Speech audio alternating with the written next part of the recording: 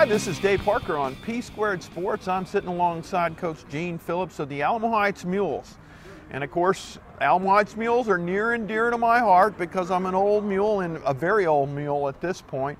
My son went there, so let's just put those things aside, but know the fact that Alamo Heights has done a great job in athletics over the last few years, and Gene, you've been a big part of it. Well, thank you, Dave. So as we talk about Alamo Heights compared to, we just got through talking to coaches from the Northside Independent School District.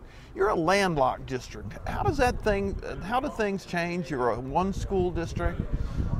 It doesn't change a lot. It's more like it's a very unique situation. It's a small town atmosphere in a big city. We've got North Side and Northeast, which have 11 high schools. We've got SISD, which has 7 or 8 high schools. We're kind of just a 10 square mile district landlocked in there, and we have a lot of small town qualities. Our enrollment is very static. We turned in 1509, we turned in 1515. We've been right there about 1500, 1520 for the last 3 alignments, so we don't have that growth factor.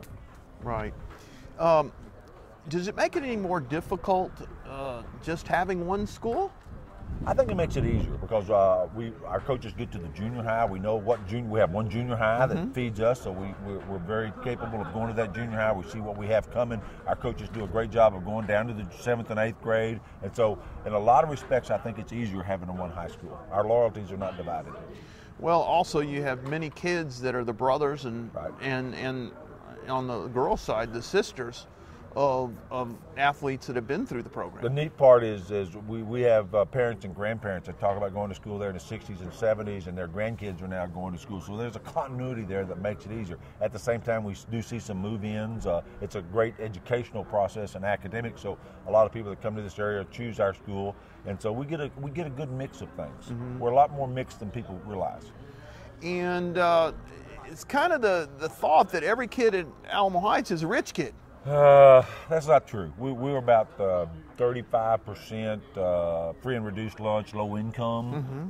So we have a great diversity, and we relish that diversity. We relish having different people of different walks of life coming together into one school. Now, I had the pleasure of calling the state championship just a few short years ago. Let's talk about realistic expectations. That's a tough job to repeat as state champions every year. It is. We've been very fortunate. We've had a lot of stability in our football program. We've made the playoffs the last 10 years. We were fortunate and got on a great run and beat Robert Griffin and Coppers Cove and some of those people that we're reading about now, and won a state championship in 2006. And that was a neat thing because it was like a small town community. We had a parade down the street and impromptu people that came around, and that was a neat part of being where we are, is having that small town flavor. Now this year, as the athletic director, you also coached girls basketball. Girls basketball, budget cuts, different things happen, different situations happen. I'm a basketball coach by trade. I told the superintendent I've never coached girls, and I haven't coached in 16 years, but we had a good season. The girls responded. We had a good time. It was a lot of work, but it was fun getting back in the coaching saddle a little bit.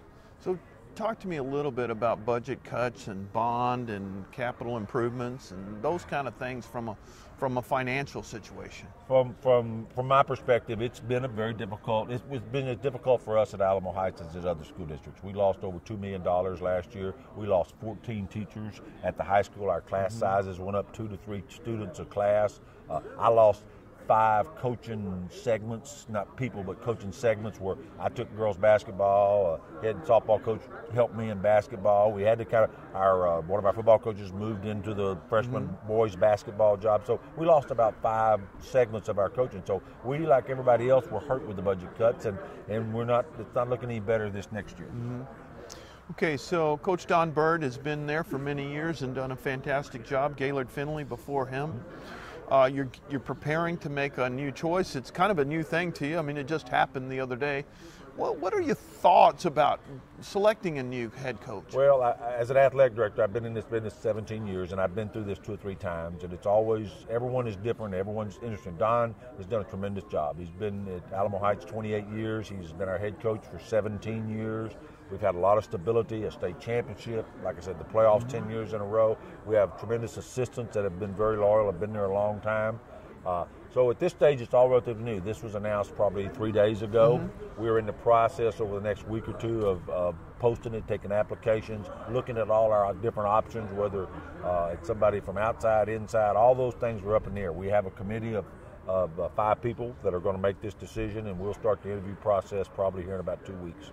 And what do you look for in a head coach? We look for somebody that's a good fit, that knows their football, that can work with people, that can work with other sports, that is a good fit for our small town community, right, that deals with our parents and our community. We're looking at a lot of different things, not just one thing. It's not all about wins and losses. It's about the type of person that can come in and be a good fit for Alamo Heights. And you know, I imagine that you've gotten a ton of applications. We've probably got here the first 2 or 3 days somewhere, and that's what I have been doing the last 2 days, is we're probably somewhere in the 30 to 40 range already, and I expect it will be closer to 65 or 70 applications before we're said and done. We consider this a very good job. Alamo Heights has been very successful. It's in a great area of San Antonio. I think it's known statewide for its football and the type of kids that we have, and so I think it's going to be a very good job, and we're going to have a lot of people interested. Now, I'd like to talk to you a little bit about the Padilla poll. You're familiar with it. I am. And what has the Padilla poll meant to San Antonio football? Well, it's been personally, I know Carl, and he's been a tremendous help for our program, as I'm sure he has for a lot of programs. But to look at it and get the updates and basically just to be able to pick up the phone and talk to him about different things and playoffs, and he has the pulse. He has the pulse of what's going on in football, and to be able to have that communication with him, it makes a world of difference.